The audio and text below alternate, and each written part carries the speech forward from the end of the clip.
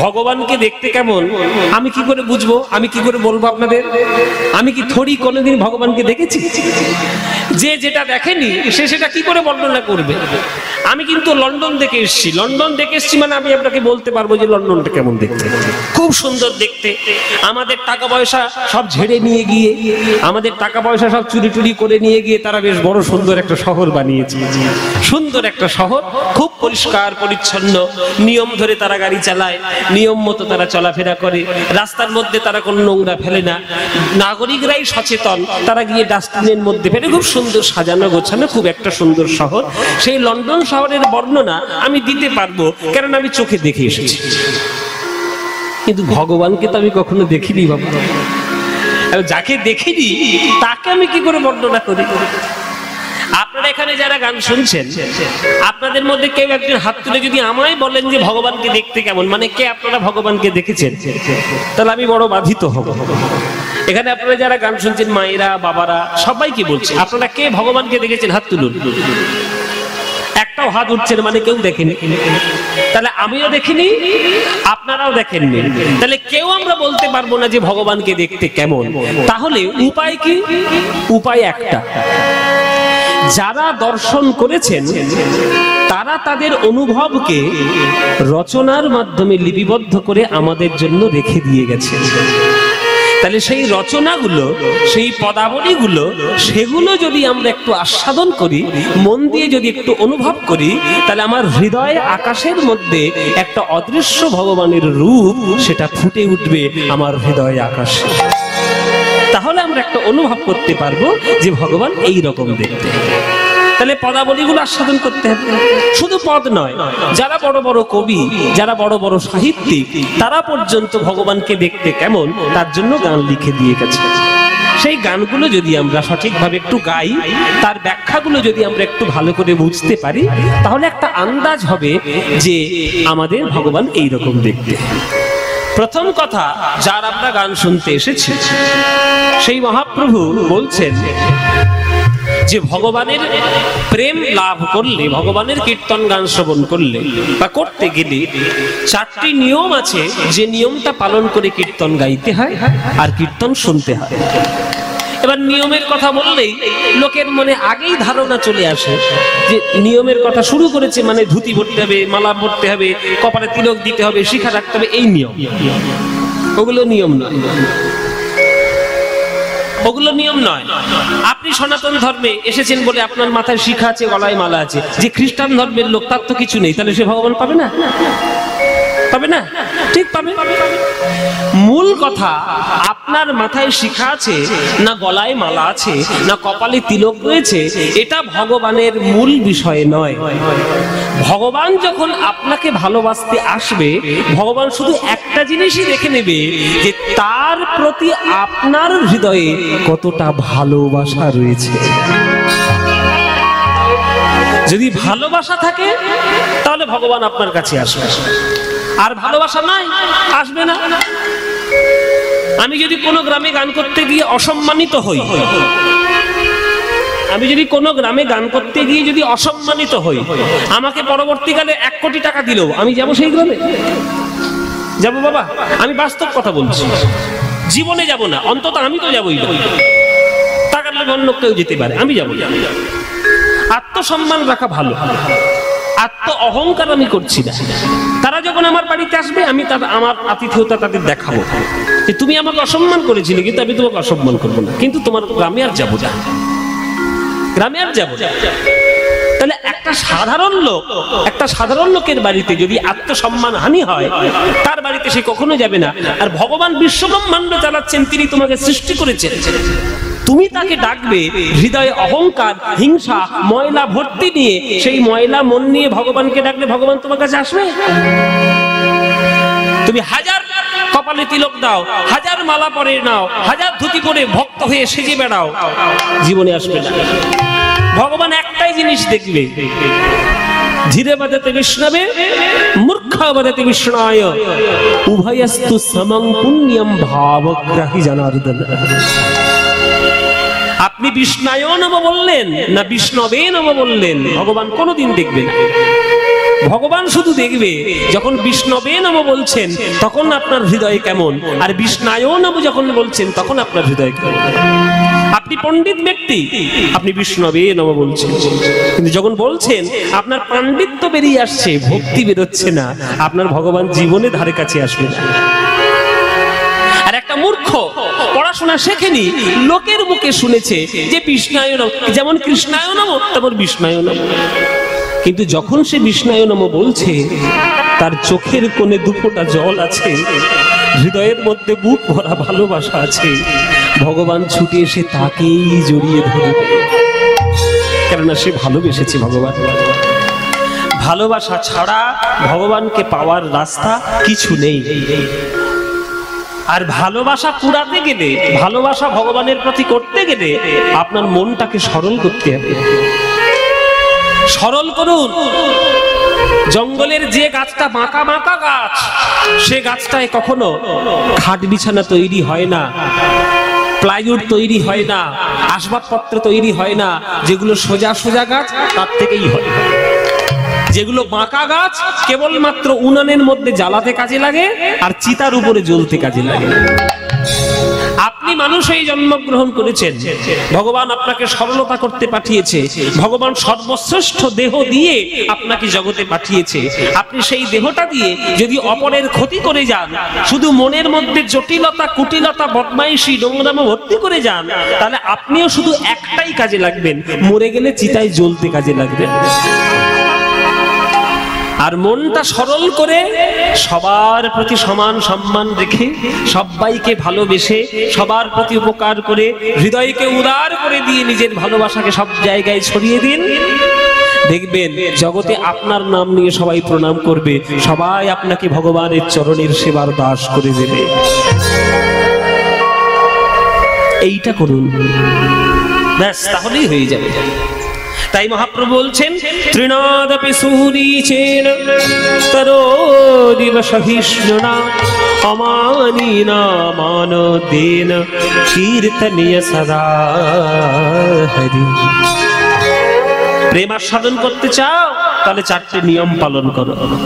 ঘাসের থেকে নিচু হও, গাছের মতো সহ্য করো, মান সম্মান, নিজের অহংকার দূর করো, আর সবার চরণে সম্মান দিতে শেখো। এই চারটে নিয়ম, বেশি নিয়ম নয়, মাত্র চারটে। তুমি জিন্সের প্যান্ট পরো, তুমি ধুতি পরো, তুমি যা ইচ্ছা পরো, যা ইচ্ছা করো, কিন্তু এই চারটে নিয়ম যদি ভিতর থেকে করতে ঠিক করে পারো, তাহলে ভগবান তাতেই সন্তুষ্ট, আর কিছু দরকার নেই। এই চারটি নিয়ম পালন করতে গেলে কত কষ্ট করতে হয় তার প্রমাণ চোখের সামনে ছিল। তার নাম হরিদাস ঠাকুর। হরিদাস ঠাকুর একটা মুসলমানের ছেলে হয়ে সে হরিনাম করেছিল বলে তৎকালীন সমাজ ব্যবস্থা অনুযায়ী তাকে 22টা বাজারে গিয়ে বেত্রাঘাত সহ্য করতে হয়েছে। তবুও সেই হরিদাস বলেছে, খণ্ড খণ্ড যদি হয় দেহ, যায় মোর প্রাণ, তথাপি না ছাড়িব আমি মধুর কৃষ্ণ। সে তো বলেছে, সে তো করেছে, সে করে দেখিয়েছে বলে বৈষ্ণব জগতে তিনি নামাচার্য হরিদাস হয়েছে। তোমার চারিদিকে সকল সুবিধা রয়েছে, ওই তুমি তো 1% করতে পারছো না। হাতে মোবাইল রয়েছে, দামি টেকনোলজি রয়েছে, সবকিছু রয়েছে, কই করতে তো পারছো না। একটা হরিদাস ঠাকুর হবে? কোনোদিন হবে না। ওই একটাই হরিদাস ঠাকুর হয়েছে যার দেহটা স্বয়ং মহাপ্রভু কোলে করে তুলে নিয়ে গিয়ে সমুদ্রের তীরে নিজে বালি খুঁড়ে সমাধি দিয়ে তার জন্য সারা পুরীতে আঁচল পেতে ভিক্ষা করে বৈষ্ণবদের উৎসব করেছেন। কে করবে? কার জন্য করেছেন? একমাত্র হরিদাস। তুমি তো পারছো না, সেই ক্ষমতা তোমার মধ্যে নেই। তুমি ঘাসের থেকে নিচুও হতে পারছো না, তুমি তোমার অহংকার ত্যাগ করতে পারছো না, তোমার মধ্যে ধৈর্য কিছু নাই, আর তোমার মধ্যে সম্মান প্রদান করার স্বভাব নাই। তুমি কি করে পারবে? তাই তুমি হরিদাস হবে না। শুধু কীর্তন শুনলে হবে না মায়েরা, কীর্তনটা শুনে গিয়ে বাড়িতে গিয়ে সেটা আচরণ করা উচিত। আমি সবার ক্ষেত্রে বলছি, শুধু দর্শকদের দোহাই দিলে হবে না, গায়কদেরও একই কথা। আমি কীর্তন গাইছি, আমার ক্ষেত্রেও একইভাবে প্রযোজ্য হবে। ভক্তি জগতের সংবিধানে কারোর জন্য কোনো সুবিধা নেই, সবার জন্য এক নিয়ম।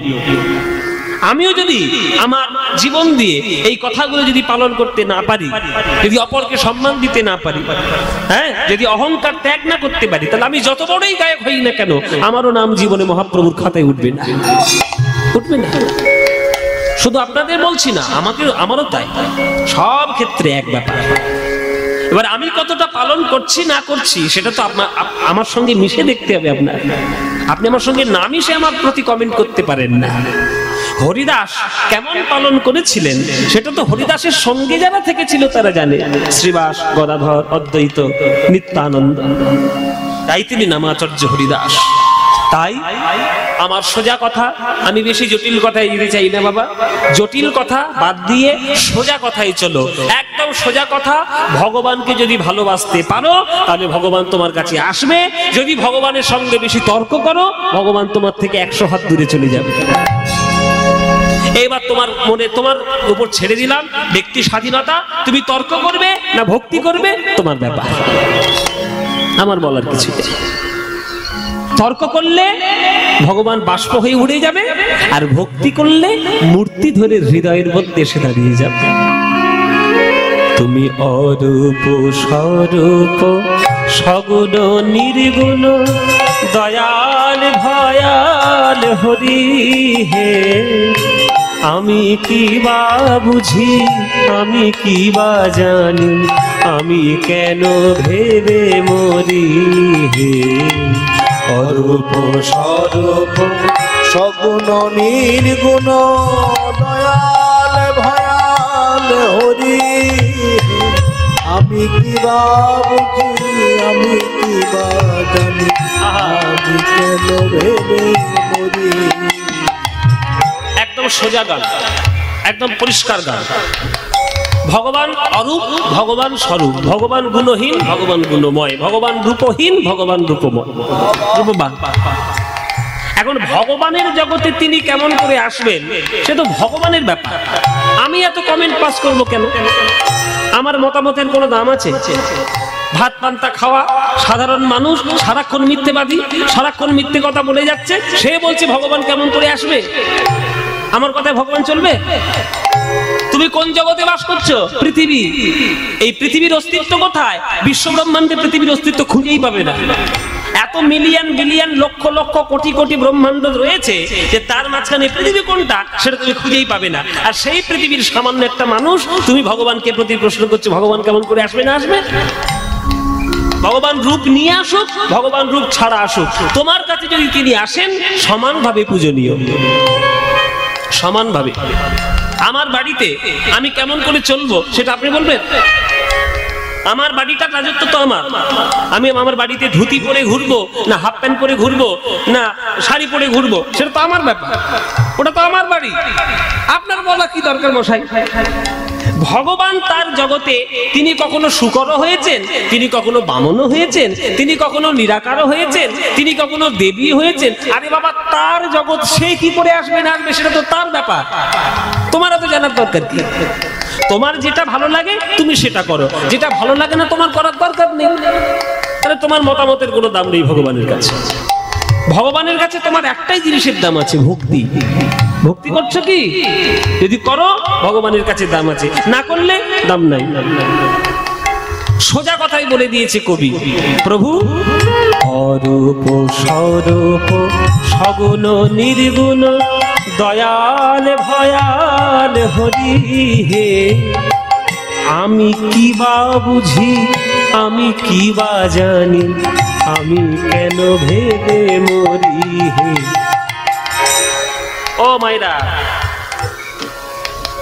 ও মাইরা, ও মাইরা, ছেলে যখন বাইরে গিয়ে দুষ্টুমি করে ছেলেকে ঠাস করে চড় মারো না, শাসন করো না? ছেলে গিয়ে মনে করো তোমার ছেলে বাড়িতে বাইরে গিয়ে দুটো বন্ধুর সঙ্গে বসে বসে ফুক ফুক করে বিড়ি খাচ্ছে, তুমি মারবে না? একটুখানি ছেলে 7-এ পড়ে বিড়ি খাচ্ছে, কি মারবেন কি না? বাস্তব কথা বলুন, মারবেন কি না? মারবে। বদমাইশি করলে দুষ্টুমি করলে মারবে। আবার সেই ছেলেটা যখন মাধ্যমিকে স্টার পেয়ে পাশ করে গ্রামের মুখ উজ্জ্বল করবে, তখন তুমি তাকে মিষ্টি নিয়ে ছেলের মুখে তুলে দেবে না? মিষ্টি নিয়ে মুখে ছেলে তুলে দেবে না? তাহলে ছেলে যদি মনে করে আমি বিড়ি খেয়েছি বলে মা আমাকে কেন মারলো, তাহলে মা শাসনও করবে, মা আদরও করবে। মা তো মাই হয়, মায়ের কি কোনো দয়াল ভয়াল আছে গো? যে সোহাগ করে সে শাসনও করে, যে মা আদর করে কোলে করে তুলে সেই মা শাসনও করে চড় মেরে। মার সন্তানের কাছে মা তো মা। তাই ভক্তের কাছে ভগবান তো ভগবান। তিনি দয়াল রূপে আসবেন না ভয়াল রূপে আসবেন সে তো তার ব্যাপার। তুমি অন্যায় করেছো বলে তিনি ভয়াল হয়েছেন, তুমি যদি ভালো করে থাকতে তিনি দয়াল হতেন। তুমি জগতে অত্যাচার করতে শুরু করেছো, তাই তিনি পরশুরাম হয়ে কুঠার নিয়ে মারতে গিয়েছে, ক্ষত্রিয় ধ্বংস করেছে 21 বার পৃথিবীর থেকে। পরশুরাম ভয়াল হয়েছে। আবার সেই ভগবান যখন রামচন্দ্র রূপে দণ্ডকারণ্যের পথ দিয়ে গেছিলেন, তখন কত ভক্তের হৃদয় মনোরঞ্জন করতে করতে গেছিলেন। তাহলে পরশুরাম রূপে তিনি খড়গধারী, আর রাম রূপে তিনি আত্মমর্যাদা পুরুষোত্তম ভগবান রাম। তাহলে একই ভগবান, দুটো রূপ, একটা দয়াল একটা ভয়াল। এবার তুমি যদি বলো না বাবা ওই রামকেই ডাকবো, পরশুরামকে ডাকবো না, আরে বাবা সেটা তো ভগবানের ব্যাপার, তোমার মতামতের দাম আছে, তোমার মতামতের দাম আছে। দয়াল ভয়াল হরি আমি কি বা বুঝি, আমি কি বা জানি, আমি কেন ভেবে মরি। কি রূপে এসেছি কেমনে বা যাব, তা ভাবিয়া কেন জীবন কাটাবো। কি রূপে এসেছি কেমনে বা যাব, তা ভাবিয়া কেন জীবন কাটাবো। তুমি আনিয়াছ তোমারেই পাবো, তাই তো হৃদে ধরি হে।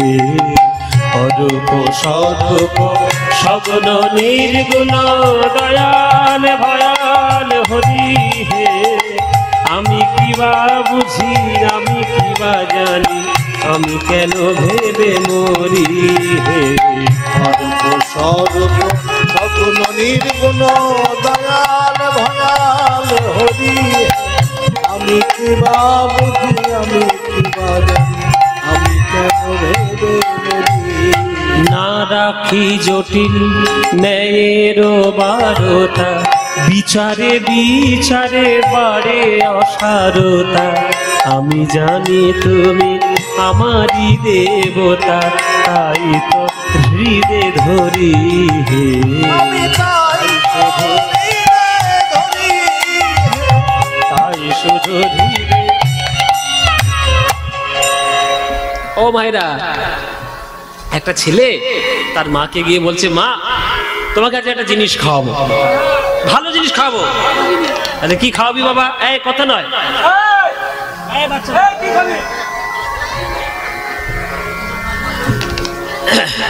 বলে ভালো জিনিস খাওয়াবো। বলে কি খাওয়াবি বাবা? বলে ঘর থেকে একটা কাটারি বের করেছে, দা বের করে বলছে আজকে তোমার ভালো জিনিস খাওয়াচ্ছে। মা তো ভয় পেয়ে গেল, দাদি কি কেটে খাবি নাকি বাবা? বলে না না আমি যাচ্ছি ঘরের পিছনে। ঘরের পিছনে গিয়ে দুমদাম করে আওয়াজ করছে। মা মনে মনে ভাবছে ঘর দর ভাঙছি নাকি রে বাবা, পাগল টাগল হয়ে গেল নাকি? ঘরের পিছনে গিয়ে দেখছে এই যে বাঁশ, এই যে বাঁশ গাছ, এই বাঁশ গাছের মোটা মোটা কঞ্চি কাটছে কচকচ করে। মা বলছে কি রে তুই কঞ্চি কাটছিস কেন? বলে যে বললাম তো ভালো জিনিস খাওয়াবো। বলে কঞ্চি থেকে তুই কি খাওয়াবি? বলে মা তুমি হাওড়া স্টেশন আর শিয়ালদা স্টেশনে কখনো যাওনি, আমি গিয়ে দেখলাম মোটা মোটা কঞ্চি ছাল ছাড়াচ্ছে, মেশিনের মধ্যে ঢুকিয়ে দিচ্ছে, গল গল করে রস বেরোচ্ছে, 10 টাকা গিলাস।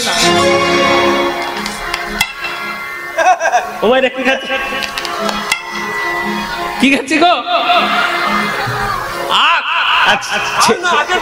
আগের রস। এবার এই ছেলে বলছে কঞ্চি। মা বলে তোর কি মাথা খারাপ হয়েছে, ভীমরতি হয়েছে তো? কেন? তুই যেটা দেখেছিস ওটা কি কঞ্চি?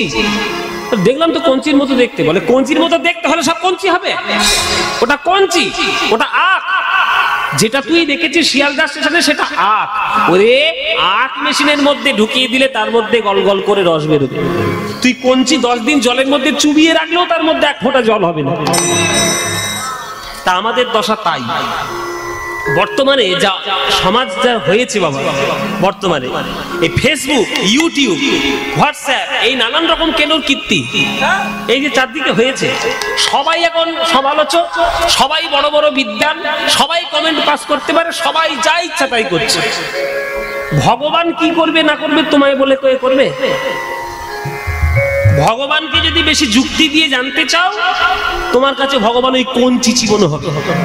যত চিবোবে তত ছিপড়ে বেরোবে, এক ফোঁটা রস তুমি পাবে না। আর ভগবানকে বুক ভরা ভালোবাসা দিয়ে একটু ভক্তি দিয়ে ডাকো, যত চিবাবে মধুর মিষ্টি প্রেমের রসের হৃদয়ে পরিপূর্ণ হয়ে যাবে। এত কিসের সমালোচনা, এত কিছু সমালোচনা। যত দেখবেন ফেসবুকে সব ভারতীয়দের যত সব সমালোচনা, ইংল্যান্ড ওই আমেরিকা ওরা অত ঝামেলার মধ্যে যায় না বাবা, দরকার নেই। আনন্দ করে বেঁচে আছি, ভগবানকে ডাকছি, খাচ্ছি যাচ্ছি, ঘুমোচ্ছি। কিন্তু ভারতবর্ষের একটা প্রাচীন সনাতন সংস্কৃতি আছে, যে ভারতবর্ষের দর্শন, ভারতবর্ষের ভক্তি, ভারতবর্ষের সঙ্গীত, ভারতবর্ষের আধ্যাত্মিকতা বিশ্ব ব্রহ্মাণ্ডে পৃথিবীর মধ্যে শ্রেষ্ঠ। সেটাই যদি ভারতীয়রা না জানে, তাহলে ভারতে এর থেকে বেশি দুর্ভাগ্য আর কিচ্ছু হতে পারে না। তাই ভগবানকে সমালোচনা দিয়ে নয়, ভগবানকে তর্ক দিয়ে নয়, ভগবানকে কঞ্চির রসে নয়, ভগবানকে আখের রসে অনুভব করার চেষ্টা করো। আখের রস দিয়ে তাকে হৃদয়ে আস্বাদন করার চেষ্টা করো, কঞ্চি চিবিও না। না রাখি জটিল ন্যায়ের বারতা, বিচারে বিচারে পারে অসারতা। আমি জানি তুমি আমারই দেবতা, তাই তো হৃদে ধরি হে।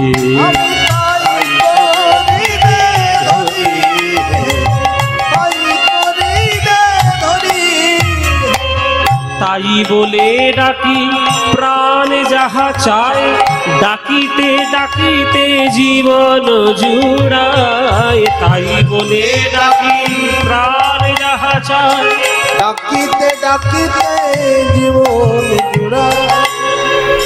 শীতকালে দেখবেন সাইবেরিয়া থেকে পাখিগুলো উড়ে এসে আমাদের দেশের হ্রদের উপরে বসে। আমেরিকা থেকে যদি একটা সাইবেরিয়ার থেকে যদি একটা পাখি বিদেশ থেকে উড়ে আমাদের দেশে বসে, তার কোনো পাসপোর্ট ভিসা লাগে? লাগে বাবা? ভিসা করতে হবে, পাসপোর্ট করতে হবে, ইমিগ্রেশন করতে হবে, লাগে?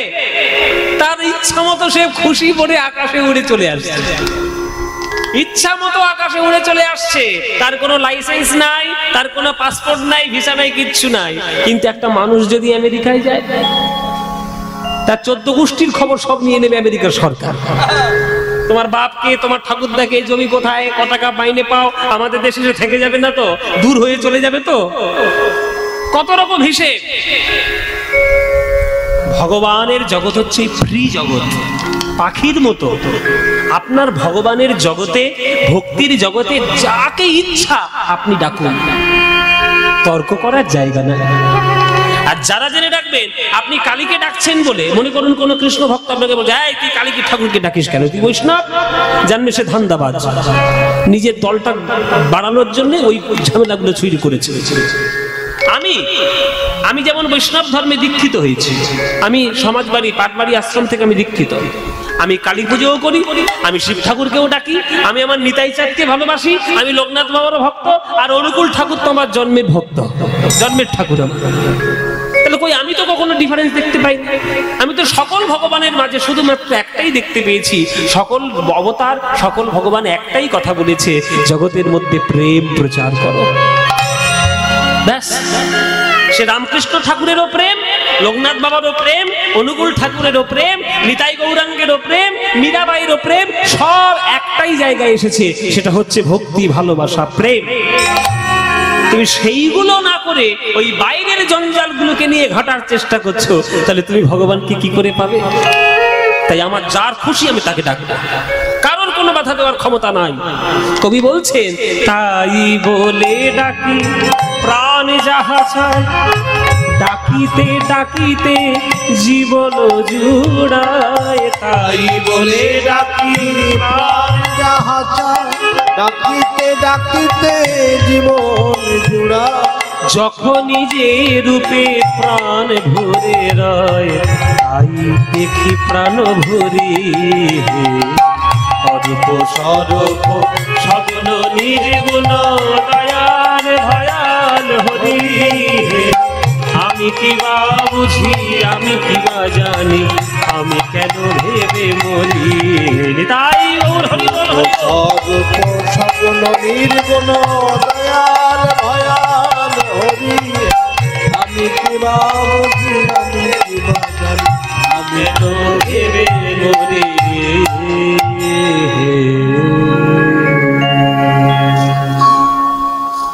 এত সুন্দর গানটি রচনা করেছেন রজনীকান্ত সেন, রজনীকান্তের গান।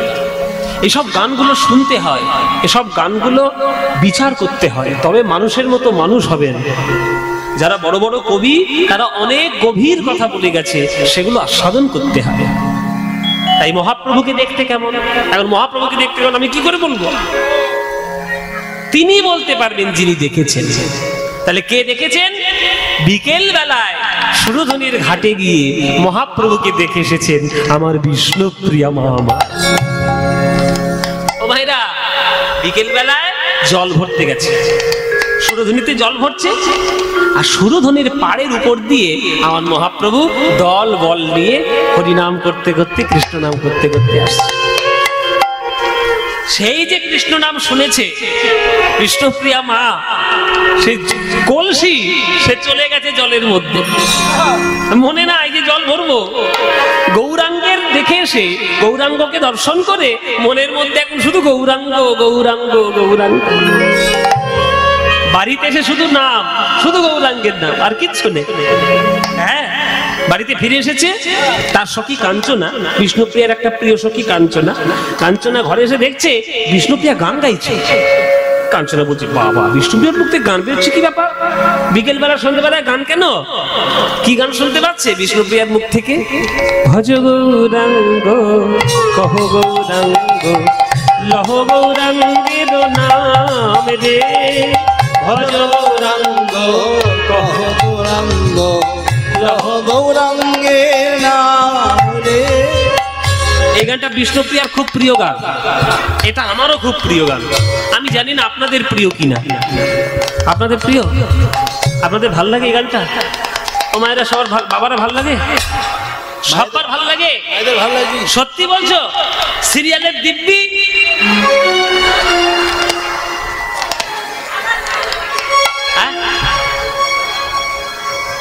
ভাল লাগে তো? মায়েরা বলছে, বাবা সিরিয়ালের দিব্যিটা দিলে কেন?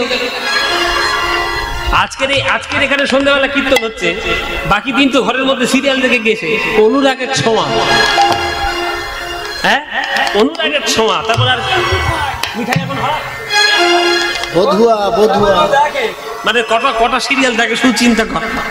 তোমাদের কি বলবো, ঘর সত্যি বিভীষণ নিয়ে ঘুরে ঘুরে বেড়াচ্ছে। হ্যাঁ, কি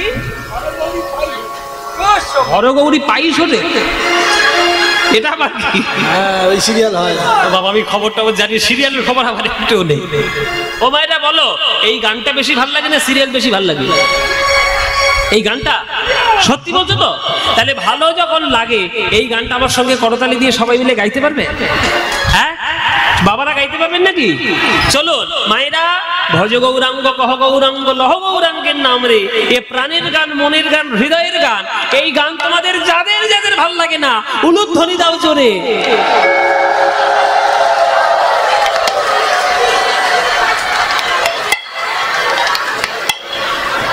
এই কমিটি কমিটি কোথায় গেল? কমিটি, কীর্তন কমিটি কই?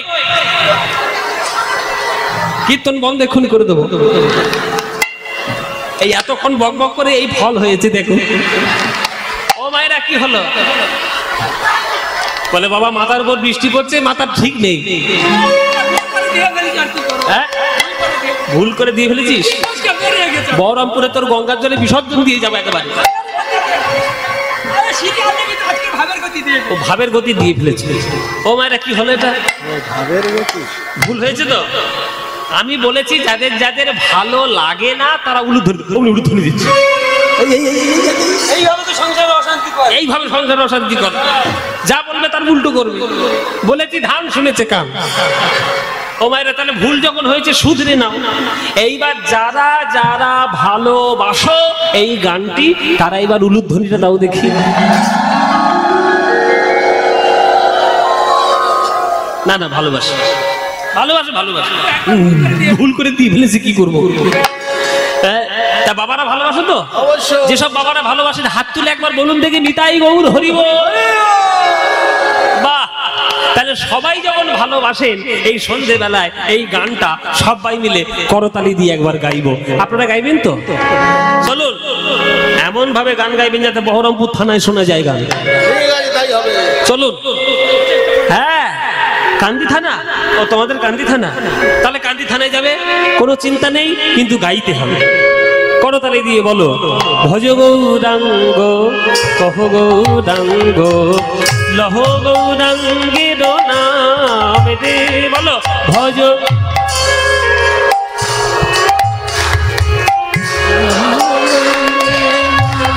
বাহ, এই তো। ভজ গৌরাঙ্গ কহ গৌরাঙ্গ লহ গৌরাঙ্গের নাম রে। বলো ভজ,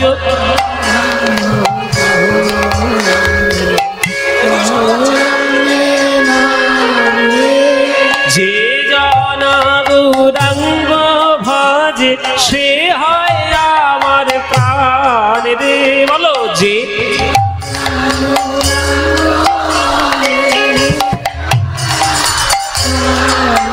আহা, যে জানা গৌরাঙ্গ ভজে সে হয় আমার প্রাণ রে। বলো যে, বাহ, খুব সুন্দর।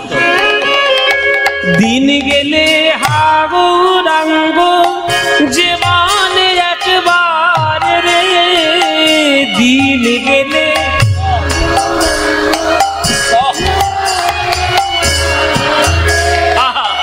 প্রভাতে কানে হা গৌরাঙ্গ যে মানে একবার রে, প্রভাতে কানে।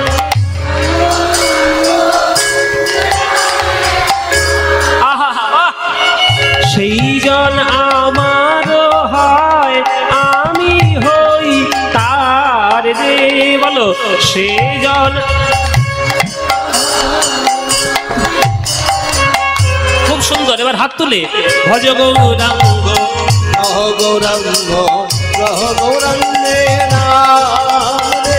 ভজ গৌরাঙ্গ কহ গৌরাঙ্গ কহ গৌরাঙ্গে নাম রে। আহা, যে জনা গৌরাঙ্গ, উলুধ্বনি। সে হয় আমার প্রাণ রে, যে জনা গৌরাঙ্গ ভজে সে হয় আমার প্রাণ রে। ভজ গৌরাঙ্গ কহ গৌরাঙ্গ লহ গৌরাঙ্গের নাম রে। নিতাই গৌর হরি হরি। ভজ গৌরাঙ্গ কহ গৌরাঙ্গের নাম। বলো আনন্দ হয়েছে না হয়নি? হ্যাঁ বাবা, এই আনন্দ আর কোথাও পাবে? এই আনন্দ পেতে গেলে প্রত্যেক বছর কীর্তন আসলে আসতে হবে। আসবেন তো? প্রতি বছর গোবরহাটি আসবেন কীর্তন শুনতে।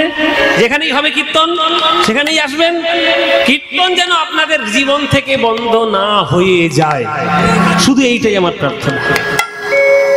মায়েরা, আমি অনেক ধরনের গান গেয়ে দেখেছি। সব গান অনেক ভালো ভালো গান, বহু গান বহু রকমের ভালো, কিন্তু কীর্তনের মতো আনন্দ কোনো গানের মধ্যে এখনো পাওয়া যায়নি। কীর্তনের মধ্যে আনন্দ, বলো মায়েরা, এই আনন্দ আর অন্য গানে পাবে?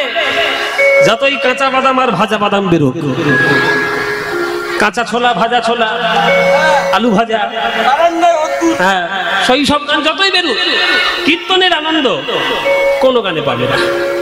সুতরাং এই গানের মধ্যে এত আনন্দ কেন? স্বয়ং মহাপ্রভু গোলকের ধন প্রেম রত্ন এই গানের মধ্যে তিনি রেখে দিয়ে চলে গেছে। আজকের বিষ্ণুপ্রিয়া এই গানটা গাইছে, ভজ গৌরাঙ্গ কহ গৌরাঙ্গ লহ গৌরাঙ্গের নাম রে বলে গাইছে সন্ধ্যাবেলা ঘরের মধ্যে। এবার কাঞ্চনে এসে ঢুকে বলছে, কিরে বিষ্ণুপ্রিয়া, তোর কি মাথা টাথা খারাপ হয়ে গেছে নাকি? গৌর গৌর বলে পাগল হয়ে গেলি? তুই হঠাৎ গৌরাঙ্গের নাম কোত্থেকে শুনতে পেলি? তখন বিষ্ণুপ্রিয়া বলছে, শোন, আমি আজকে বিকেল বেলায় সুরধুনির ঘাটে জল আনতে গেছিলাম, জল ভরছি আর দেখি নদীর পাড়ের উপর দিয়ে আমার গৌরাঙ্গ মহাপ্রভু দুই বাহু তুলে কীর্তন গাইতে গাইতে নাচতে নাচতে দল বল নিতাই হরিদাস সবাইকে সঙ্গে নিয়ে কীর্তন করতে করতে যাচ্ছে। ওরে কাঞ্চনা, তুই যদি থাকতিস তো বুঝতিস যে রূপ আজকে আমি দেখে এসেছি সুরধুনির ঘাটে, এই রূপ জগতে আর কোথাও হয় না, আর কোনোদিন হবার নয়। এই রূপ ভুবন ভোলানো রূপ, এই রূপে যেন বিশ্ব ব্রহ্মাণ্ডকে জয় করেছে। তাই আমি গৌর নামে পাগল হয়েছি। কাঞ্চনা বলছো, ঢং দেখে আর বাঁচি ওইরকম রূপ। আপনারা তো জানেন, যতক্ষণ না মৌচাকের মধ্যে আপনি কাঠি দিচ্ছেন মধু কি বেরোবে? কাঞ্চনা জানে যতক্ষণ না বিষ্ণুপ্রিয়াকে খোঁচা আমি না দেব, কথার খোঁচা, ততক্ষণ বিষ্ণুপ্রিয়া ওই রূপের মধু আমাকে পান করাবে না। তাই কি হয়েছে, কি ঘরে ঢেঁড়স ভাজা হয়েছে নাকি? ঢেঁড়স ভাজা, পটল ভাজা, টক সব হয়েছে, আর সব গল্পগুলো এসে এখানে জুটেছে। কি আর বলবো, এই হচ্ছে এই মেঘ, এই মেঘগুলো যেখানে যাবে সেইখানেই মহাভারত ঘটবে। মহাভারত গুলো এদের জন্য হয়েছে। তিনটে বিষয় নিয়ে মারামারি, তিনটে বিষয় নিয়ে চিরকাল মারামারি হয়, শাস্ত্রের বচন। তিনটে জিনিস নিয়ে চিরকাল মারামারি: ভূমি, রাজ্য, নারী। চিরকাল মারামারির একেবারে শেষ কথা। আর মহাভারতে তিনটেই ছিল, ওই জন্য মহাভারতের যুদ্ধ সব থেকে বড় যুদ্ধ। মানে জায়গা জায়গা জায়গা নিয়ে মারামারি, দেশে দেশে রাজার সঙ্গে রাজার মারামারি, আর নারী হঠিত ব্যাপারে মারামারি। এই মেয়েগুলো সব দেখো কীর্তন শুনতে এসে বসেছে, একটু ভালো করে শুনবে। কোথায় তোর বাড়ি কি রান্না হয়েছে? এই পটল তরকারি ভালো হয়েছে। আরে বাবা, কীর্তন করতে শুনতে এসছি, শোনো শোনো। কি যেন বলছিলাম? কাঞ্চনা। কাঞ্চনা মনে মনে ভাবছে, আমি তো গৌরাঙ্গকে দেখিনি, এবার গৌরাঙ্গকে দেখতে কেমন সেটা তো আমি বুঝতে পারছি না। যতক্ষণ না বিষ্ণুপ্রিয়াকে একটু কথার খোঁচা দেব ততক্ষণ বলবে না। তাই একটু খোঁচা দিয়ে কথা বলছে মায়েরা। কাঞ্চনা তো ওই বলছে, কাঞ্চনা বলছে, ঢং ঢং থেকে আর বাঁচিনি। গৌরাঙ্গ ছাড়া যেন কারো দেখতে ভালো না। তোর গৌরাঙ্গ কেমন দেখতে রে? আমি এমন কিছু কিছু জিনিসের সন্ধান জানি যার সঙ্গে তোর গৌরের রূপের তুলনা হবেই হবে। তুই যে এই যে বললি যে বিশ্বব্রহ্মাণ্ডে কারোর সঙ্গে গৌরাঙ্গের রূপের তুলনা চলবে না, আমি জগতের 5টি দামি জিনিসের সন্ধান দেব তোকে। নিশ্চয়ই তার মধ্যে কোনো না কোনো একটা সঙ্গে ওই তোর গৌরাঙ্গের রূপ মিলবে। বিষ্ণুপ্রিয়া বলছে, চেষ্টা করে দেখতে পারিস, কিন্তু মনে হচ্ছে না যে মিলবে। বলছে ঠিক আছে, আমি বলছি তাহলে শোন। বিষ্ণুপ্রিয়া বলছে, ঠিক আছে বল, তোর কোন জিনিসটা প্রথম তুই আমার তুলনা করবি? তখন কাঞ্চনা বলছে, মায়েরা, এটা কিন্তু সম্পূর্ণটাই ভাবের উপর নির্ভর। এখানে কাঞ্চনা বলছে মানে আপনি চৈতন্য ভাগবত খুঁজতে বসে গেলেন যে কাঞ্চনা কোথায় বলেছেন, না, এটা ভাব দৃষ্টিতে পদকর্তা যিনি পদাবলী রচনা করছেন তিনি নিজেকে আজকের কাঞ্চনা রূপে বিষ্ণুপ্রিয়া মায়ের কাছে জানতে চেষ্টা করছেন যে মহাপ্রভুকে দেখতে কেমন। এটা হচ্ছে আসল কথা। কি বলছে পদকর্তা? বলছে যে দামিনী দাম দমন রুচি দর্শনে ঘুরে গেয় দরপক দাপ। দামিনী মানে বিদ্যুৎ, আকাশের বিদ্যুৎ। দামিনী, দাম, দাম মানে হচ্ছে মালা বা বন্ধন। দাম দড়ি আছে না, যেমন মালা। তাহলে বিদ্যুতের মালা জগতে সব থেকে সুন্দর দেখতে, তার সঙ্গে তোর গৌরের তুলনা চলবে। দেখবেন মায়েরা, এই আকাশে যতই কালো মেঘ হোক না কেন, কালো মেঘে অন্ধকার হয়ে আছে, কিন্তু একটা বিদ্যুৎ যদি ওঠে পুরো আকাশটা ঝকঝক ঝকঝক করে ওঠে না? একটা বিদ্যুতের আলোয় পুরো আকাশটা অন্ধকার থেকে আলোয় হয়ে যায়। বলছে এবার কাঞ্চনা বলছে যে বিশ্বব্রহ্মাণ্ডে যত বিদ্যুৎ রয়েছে, সকল বিদ্যুৎ, সেই বিদ্যুতের সঙ্গে তুলনা মহাপ্রভু চলবে, গৌরাঙ্গে চলবে। বিষ্ণুপ্রিয়া বলল, চেষ্টা করলেই বটে, তবে মিলবে না। কেন মিলবে না? কেন বলে তিনটে কারণে মিলবে না। কি কারণ? প্রথম কারণ হচ্ছে যে বিদ্যুৎ আকাশে ক্ষণস্থায়ী। কোনদিন আপনারা দেখবেন যে বিদ্যুৎ আকাশে উঠে 10 মিনিট ধরে জ্বলে আছে? ওঠে না বাবা। উঠবে নিভে যাবে, উঠবে নিভে যাবে, ওটা ক্ষণস্থায়ী। কিন্তু কারোর হৃদয় আকাশে যদি একবার গৌরাঙ্গ মহাপ্রভু উদয় হয়, সে যে ক্ষণস্থায়ী নয়, তার হৃদয় আকাশ আলো করে চিরকাল উজ্জ্বল করে দেবে,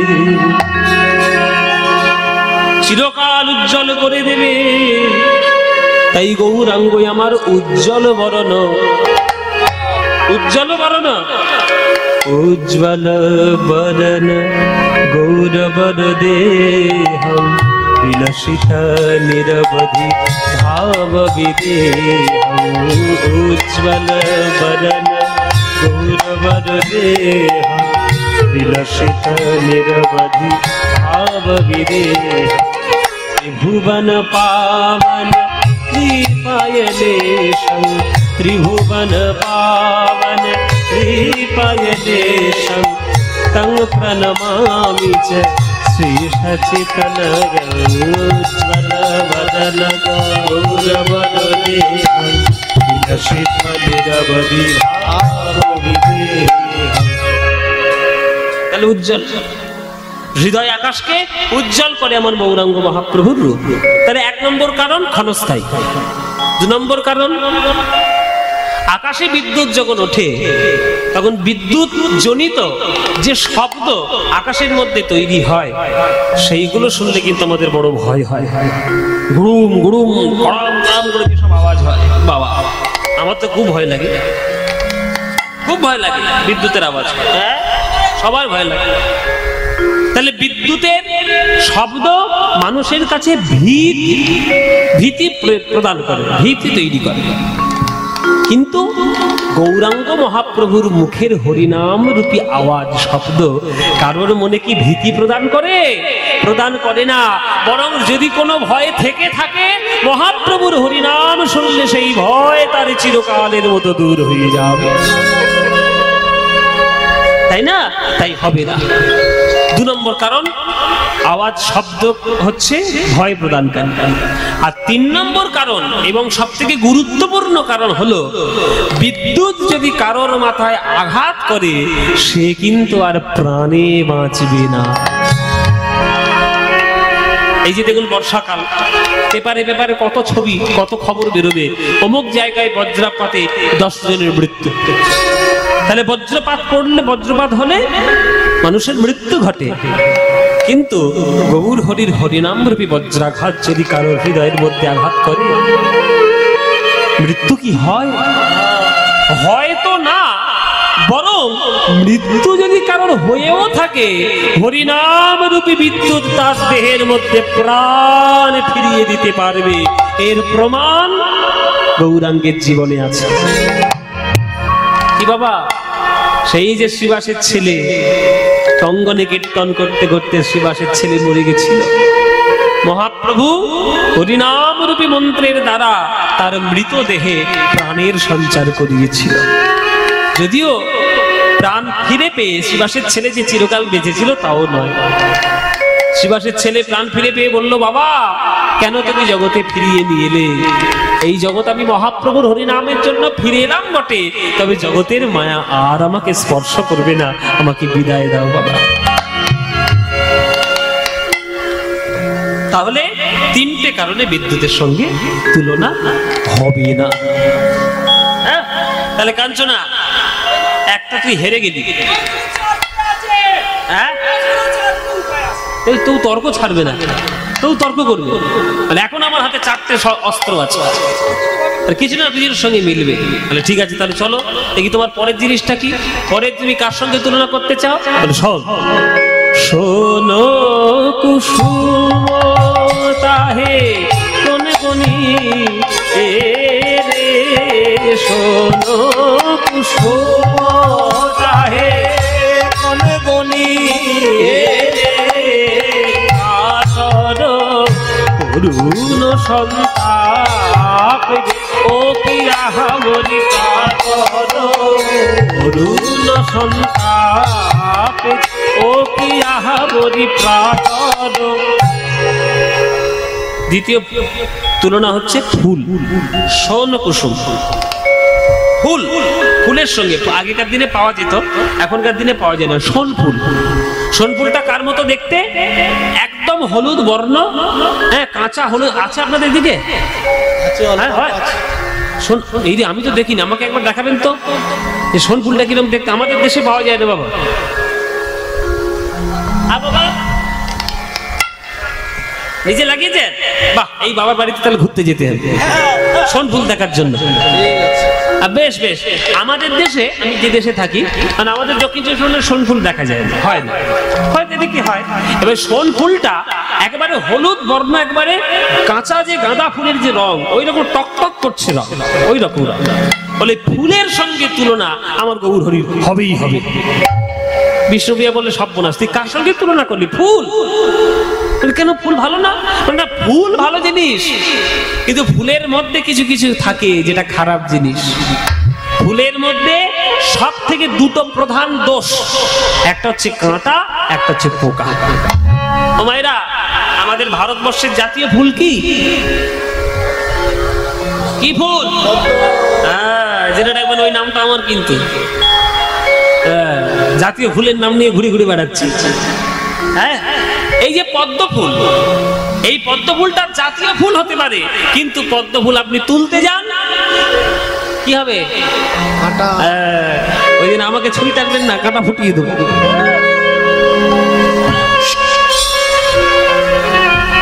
পদ্ম ফুল তুলতে গেলে কাঁটা ফুটবেই। তাহলে প্রধান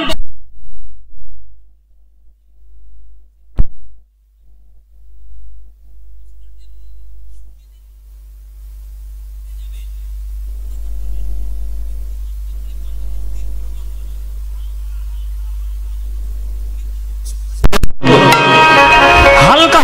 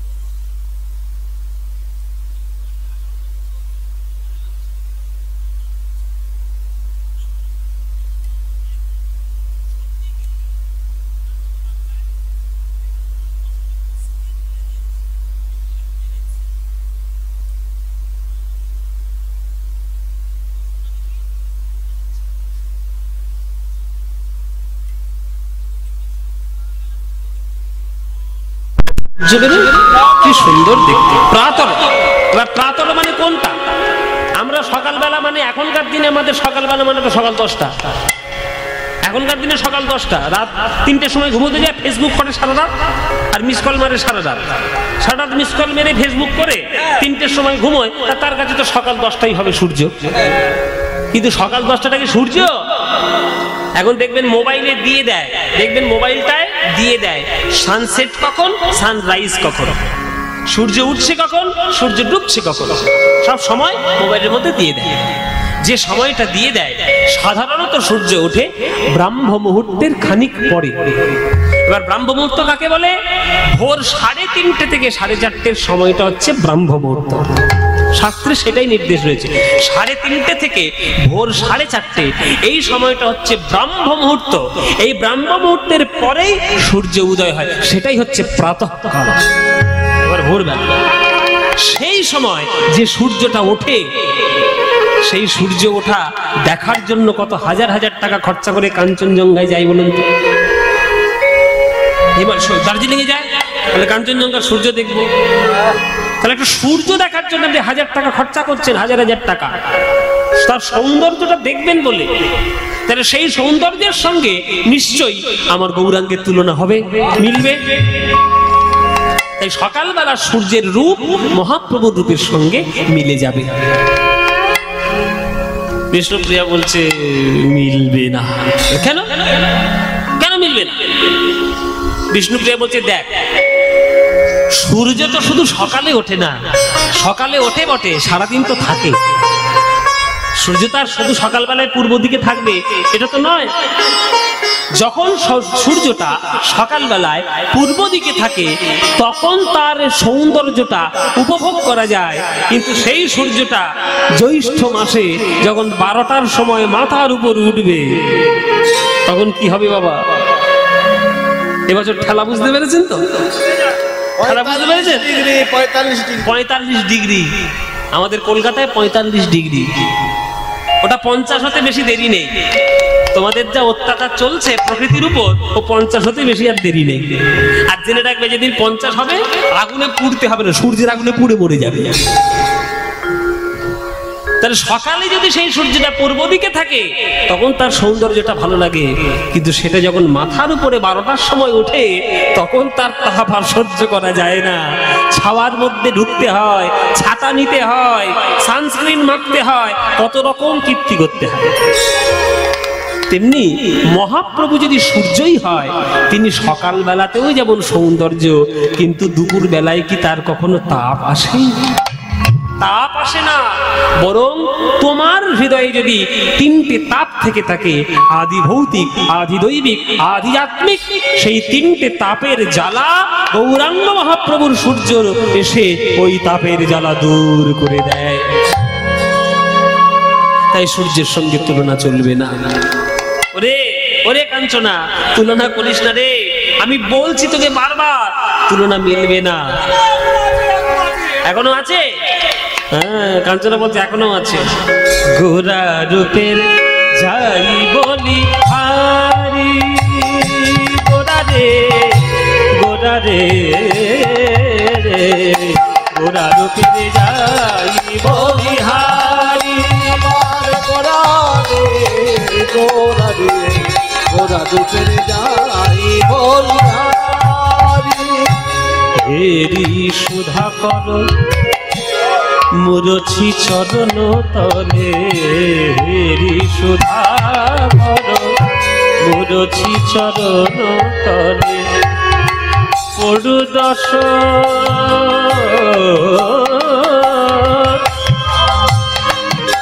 পানি জামা ঘরে সারি নি নি নি নি নি নি নি নি নি নি নি পানি সারি নি দবা দবা ঘরে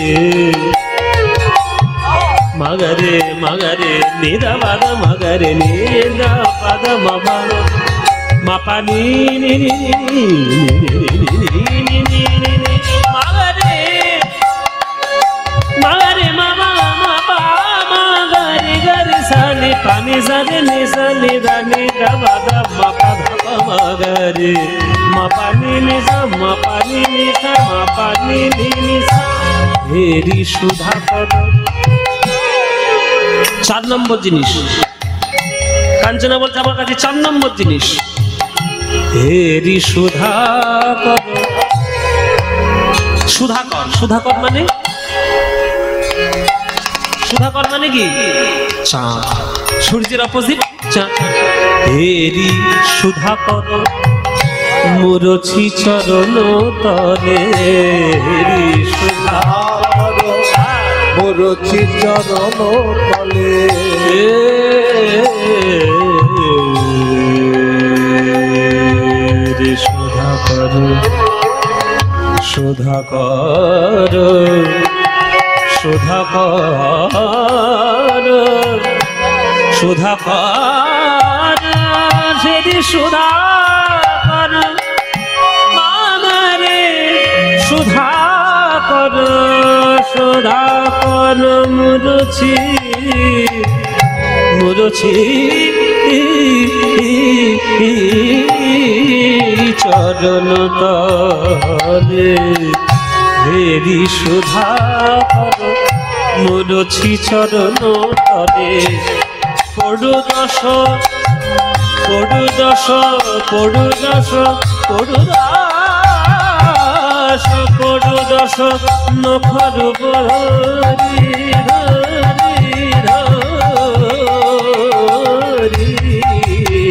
গোরা রূপের যাই বলিহারি গোরারে গোরারে গোরা রূপের যাই বলিহারি আমার গোরারে গোরারে গোরা রূপের যাই বলি গোরা রূপের যাই বলিহারি গোরা রূপের যাই বলিহারি গোরা গোরা গোরা গোরা গোরা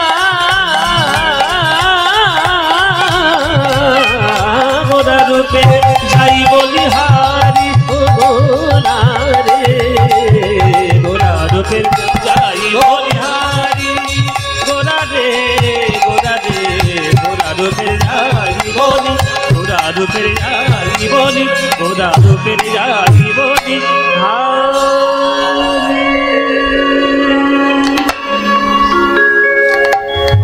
চাঁদের সঙ্গে তুলনা হবে, হ্যাঁ বলছে না, বিষ্ণুপ্রিয়া বলছে চাঁদের সঙ্গে তো তুলনা হবে না। তাহলে কেন হবে না?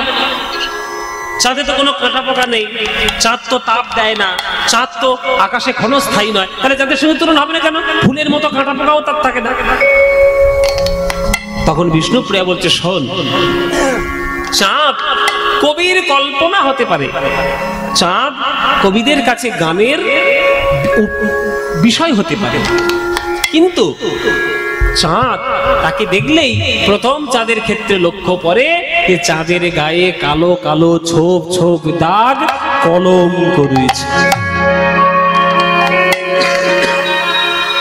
কি গো মায়েরা, কলঙ্ক রয়েছে চাঁদের গায়ে, কিন্তু মহাপ্রভুর গায়ে কোনো কলঙ্কের দাগ আছে কি? মহাপ্রভু যদি চাঁদই হয় তাহলে তার গায়ে কোনো কলঙ্কের দাগ লেগেছে কি? লাগেনি। তাহলে প্রথম কারণ হচ্ছে চাঁদে কলঙ্ক আছে, গৌরাঙ্গ চাঁদে কলঙ্ক নাই। আর দ্বিতীয় তুলনা কি? দ্বিতীয় মিলবে না কেন না, চাঁদ যখন ওঠে তখন ঘরের বাইরে আলো দিতে পারে, কিন্তু গুহার ভিতরে ঘরের ভিতরে আলো দিতে পারবে না। কিন্তু গৌরাঙ্গ চাঁদ যদি কারোর হৃদয় আকাশে ওঠে, তার হৃদয়ে গুহার মধ্যে যত অন্ধকার রয়েছে, কলুষতা রয়েছে, সব দূর করে দিয়ে হৃদয় আলোকিত করে দেয়।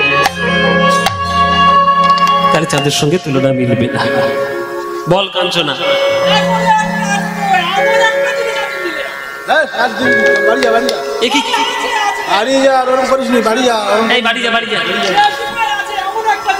বাড়ি যা, বৃষ্টি পড়ছে, মাথা গরম হয়ে গেছে, বাড়ি যা। দেখেছো, তবু তর্ক ছাড়বে না। দেখবেন যারা তর্ক করে তারা এরকমই করে, হ্যাঁ, যারা তর্ক করে তারা এরকম করে, মানে তর্ক তবু ছাড়বে না, কিন্তু হেরে যাবে। কাঞ্চনা বলছে এখনো আমার হাতে একটা জিনিস আছে। বলে কি? হ্যাঁ কি আছে? বলে শোন, এমন একটা জিনিস, তাপ দেয় না। ও মায়েরা, তোমরা এটা ভালো করে শুনবে, কেননা এটাই তোমরা বেশি ভালোবাসো। তাপ দেয় না, কাঁটা পোকা নেই, তার মধ্যে কখনো ওই ক্ষণস্থায়ী নেই, হ্যাঁ, আর তার মধ্যে কোনো কলঙ্কও নেই, তবু এত ভালো। ছেলেরা ভালোবাসুক বা না বাসুক, মেয়েরা কিন্তু একেবারে গায়ে জড়িয়ে রাখে। তোমারা বলবো, বলো দেখি কোনটা। দেখেছো, এক ধাক্কায় বলে দিয়েছে সোনা, তার মানে ভালোবাসা। এখানে যাদের বিয়ে হয়ে গেছে আর যাদের হব হব করছে, এখানে যাদের বিয়ে হয়ে গেছে আর যাদের হব হব করছে, জেনে রাখো প্রতি বছর অন্তত বিবাহ বার্ষিকীতে 2 লাখ টাকা করে জমা করে রেখে দেবে। হ্যাঁ, কেননা মাঝে মাঝে বইয়ের সঙ্গে ঝগড়া টগড়া হয় তো, একটাই মাত্র ভুলানোর উপায় 2 ভরি সোনার হার। ৭৩,০০০। হ্যাঁ, ৭৩,০০০। সেরেছে ৭৩,০০০। ৭৩,০০০ টাকা হিসেব সব রেখে দিয়েছে, কেন প্রত্যেক বছর মন ভুলাতে হয় তো। হ্যাঁ, জয়নি তাই। ও মায়েরা, দেখবেন কর্তার গিন্নি মাঝে মাঝে ঠোকাঠুকি হয়। এমন ঠোকাঠুকি হলো, এমন ঝগড়াঝাটি হলো যে 7 দিন কথাবার্তা নেই। এর মুখের দিকে তাকালে অফিস থেকে সেরে অফিসের কাজ করে, কি গো 1 কাপ চা ওইখানে করে খাও।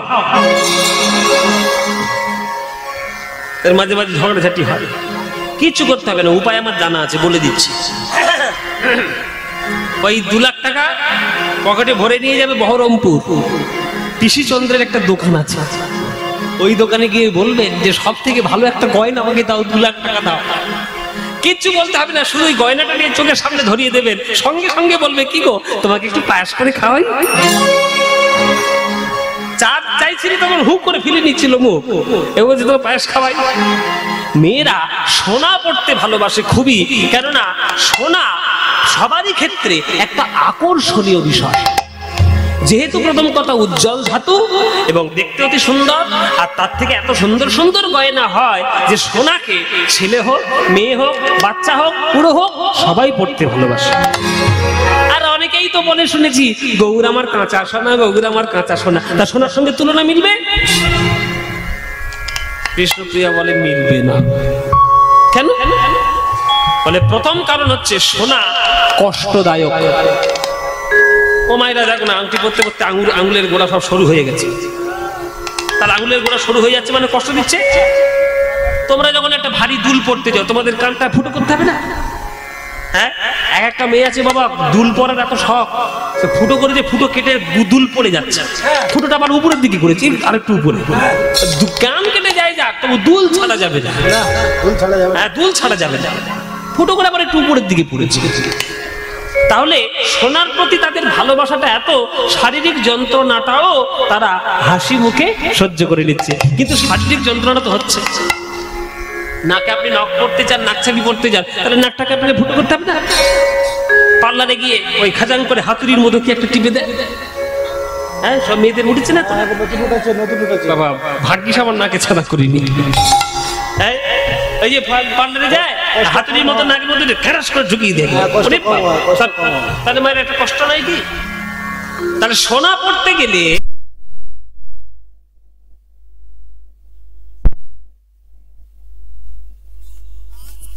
কারোর কোনো শরীরে কোনো যন্ত্রণা হয়েছে কি? সোনা শারীরিক যন্ত্রণা প্রদানকারী, আর গৌরাঙ্গ সোনা শারীরিক যন্ত্রণা উপশমকারী। তিনি উপশম করেন, যন্ত্রণা দেন না। আর 3 নম্বর কারণ হলো, এবং মোস্ট ইম্পর্টেন্ট কারণ হলো, যে সোনা যখন কেউ পরে তখন তার মনের মধ্যে অহংকার বেড়ে যায়। দেখবেন পাড়ার কোনো বউ তার স্বামী যদি 2 লাখ টাকার একটা 2 ভরি হার দিয়ে যদি দেয়, সে দেখবেন লোককে দেখিয়ে দেখিয়ে গেল, আমার স্বামী বাবা, তাতে কি আছে? 2 লাখ টাকা।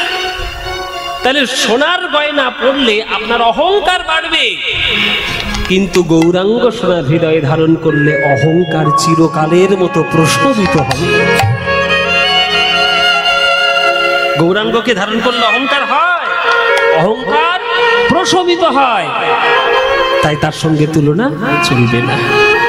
সুবরণ বরণ হেরি নিজ কুবরণ, সুবরণ বরণ হেরি নিজ কুবরণ, সুবরণ বরণ হেরি নিজ কুবরণ, সুবরণ বরণ হেরি নিজ কুবরণ।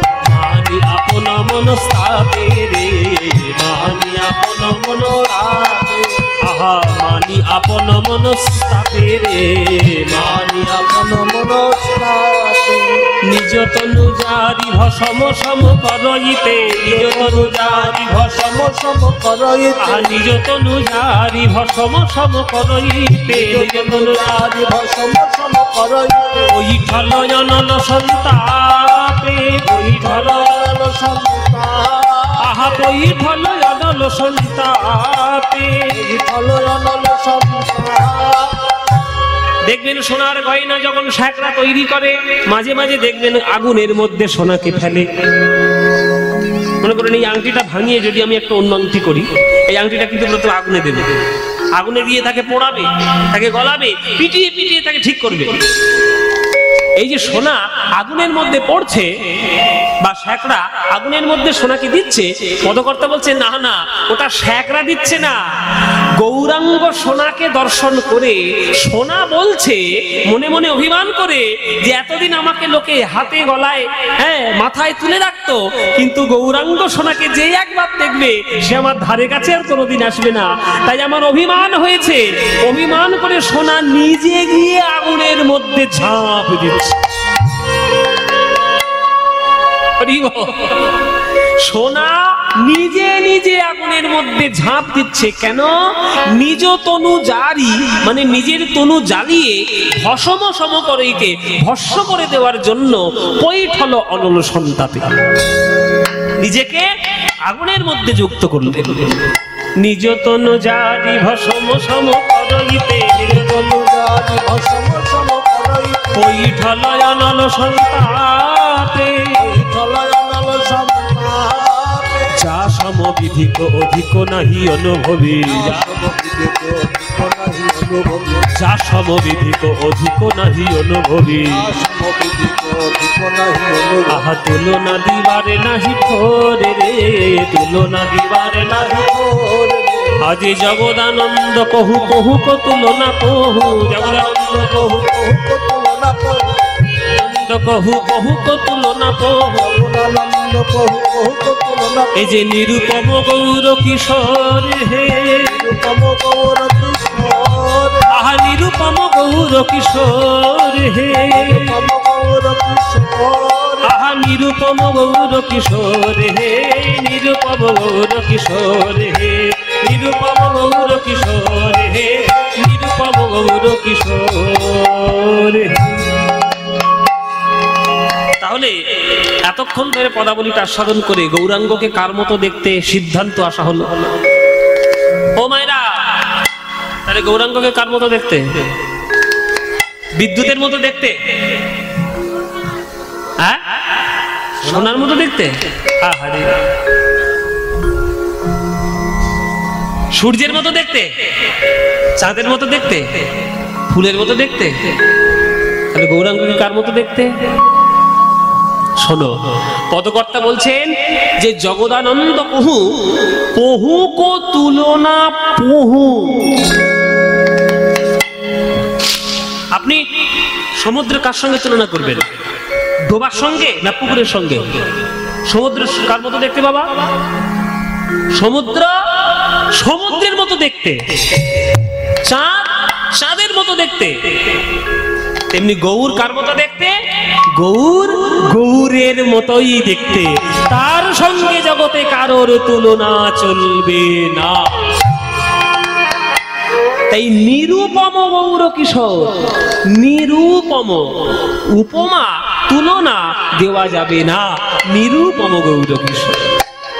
হ্যাঁ, নিরুপম গৌর কিশোর হে, নিরুপম গৌর কিশোর হে, নিরুপম গৌর কিশোর হে, নিরুপম গৌর কিশোর। আজ নিরুপম গৌর কিশোর হে, নিরুপম গৌর কিশোর হে, নিরুপম গৌর কিশোর হে, নিরুপম গৌর কিশোর হে, নিরুপম গৌর কিশোর হে, নিরুপম গৌর কিশোর হে, নিরুপম গৌর কিশোর হে, নিরুপম গৌর কিশোর হে, নিরুপম গৌর কিশোর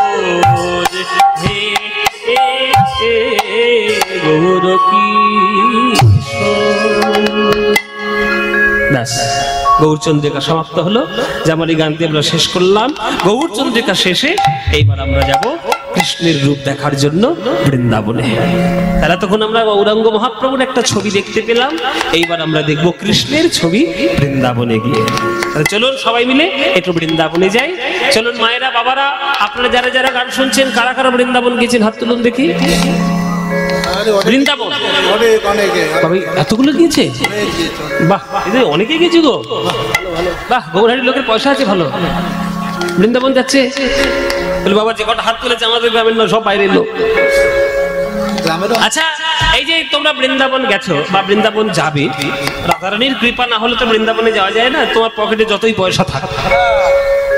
এটা একটা জেনে রাখবেন, এটা একটা কথা, যে তীর্থে আপনি বেড়াতে যাচ্ছেন সেই তীর্থে সেই দেবতার যদি কৃপা আপনার না হয়, আপনি সেই তীর্থে ঢুকতে পারবেন না, আপনি প্রবেশ করতে পারবেন না।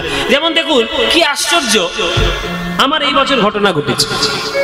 আমি জগন্নাথকে দেখতে গেছিলাম, আমি যখন ক্লাস 7-এ পড়ি, জগন্নাথকে দেখতে গেছিলাম ক্লাস 7-এ পড়ি, তখন ছোটবেলা।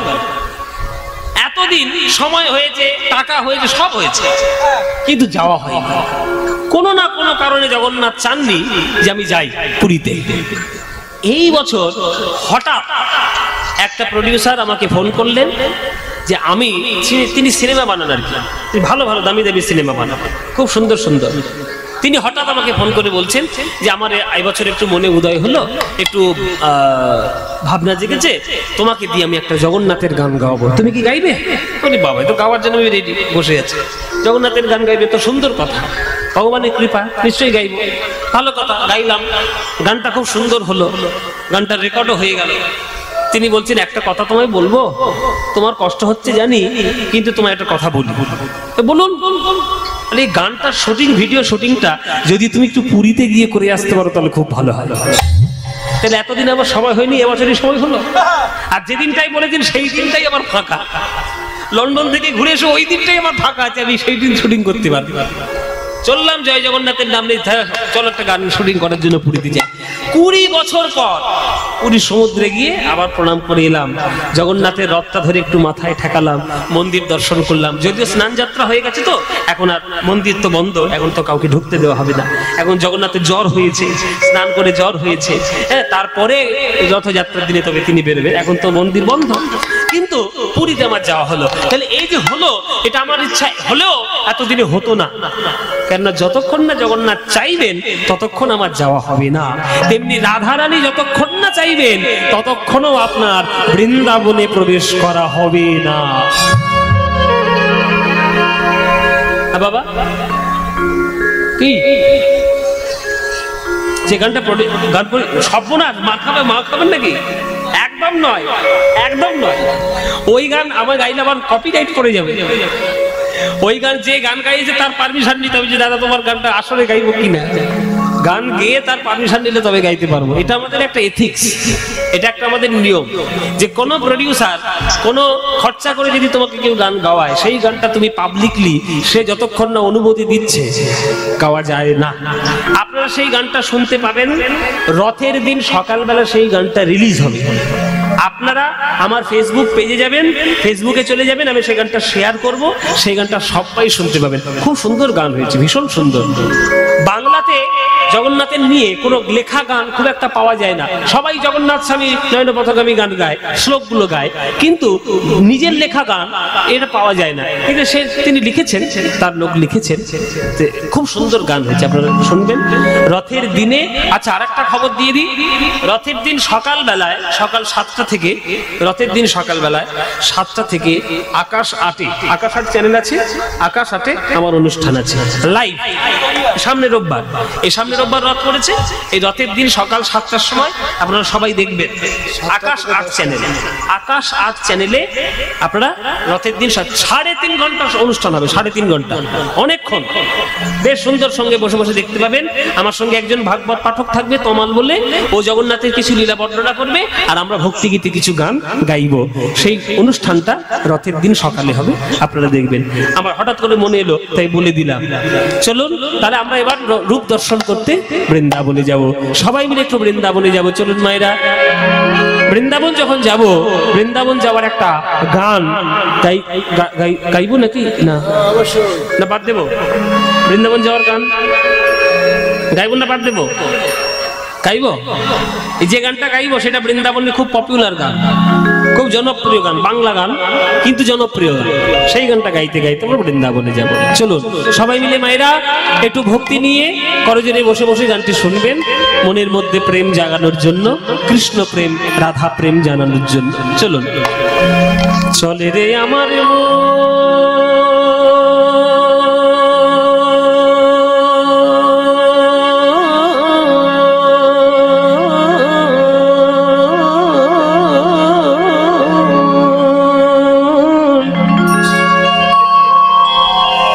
মধুর বৃন্দাবন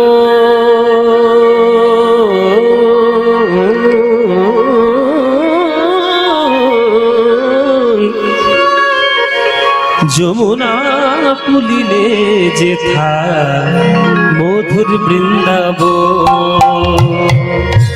চলে চলে রে আমার মধুর বৃন্দাবন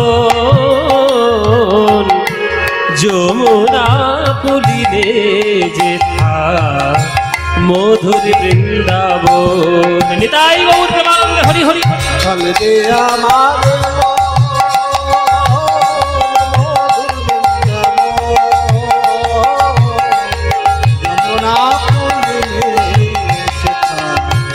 মধুর বৃন্দাবন মনরে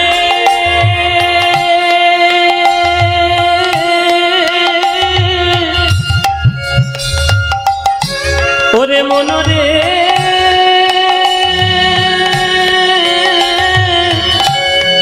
মনরে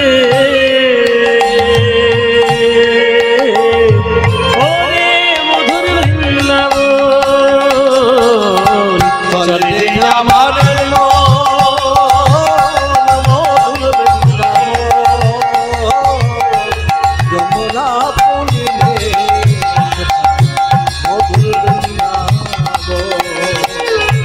চলবে আমার মধুর বৃন্দাবন যমুনা পুলিলে সেই বৃন্দাবনে গিয়ে কি দেখবে তোমরা, কি পাবে? সেথায় যাবি প্রেম কুড়াবি, সেথায় যাবি প্রেম কুড়াবি, আরে রাধা কৃষ্ণের দেখতে পাবি।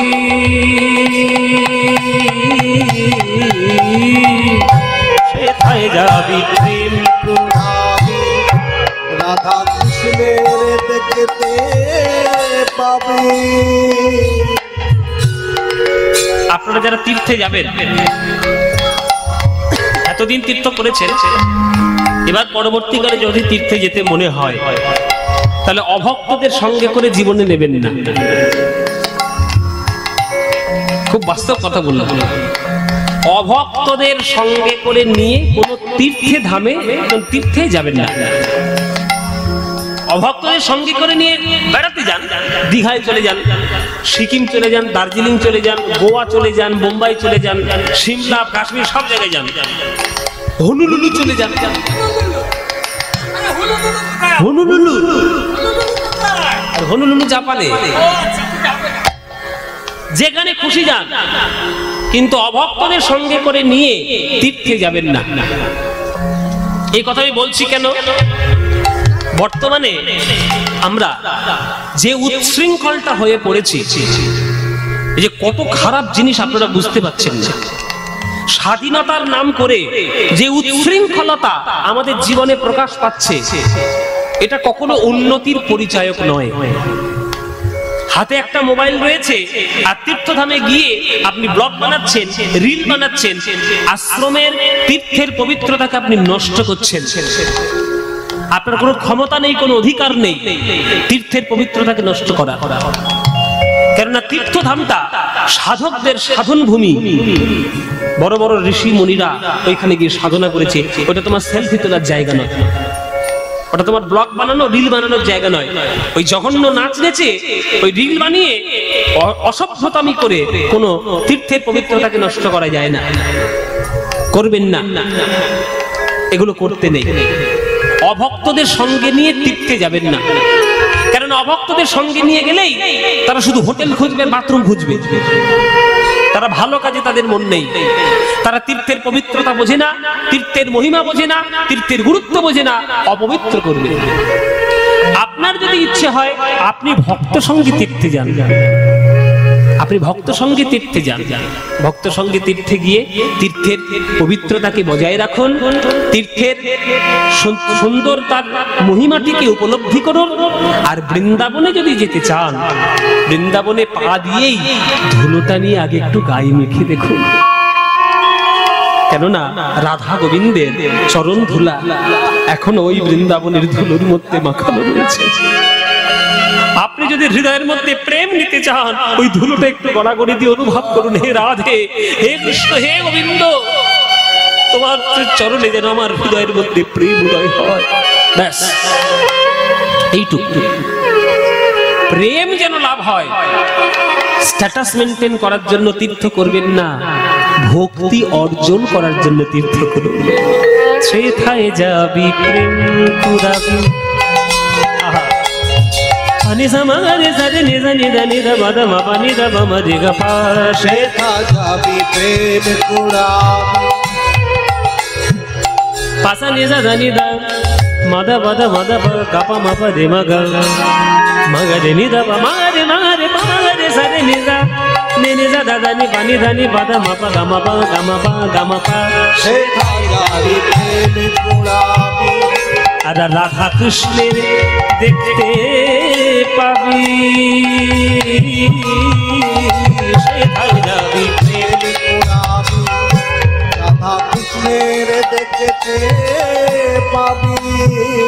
মায়েরা কদম তলায় রুদ্ধলি, কদম তলায় দাঁড়াইয়ে আছে।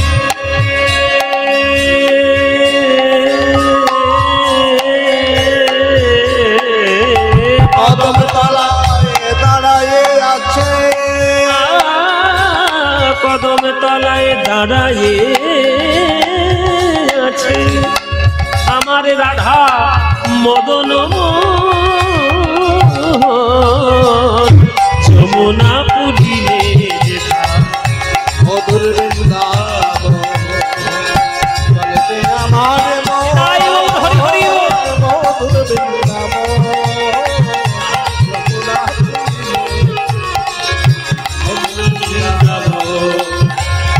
চলতে আমার মন। মধুর বৃন্দাবন যমুনা পুরিলে যেথা মধুর বৃন্দাবন মনরে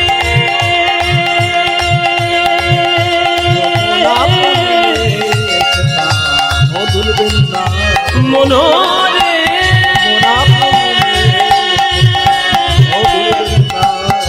ওরে মনরে বৃন্দাবন বৃন্দাবন বৃন্দাবন বৃন্দাবন বৃন্দাবন বৃন্দাবন বৃন্দাবন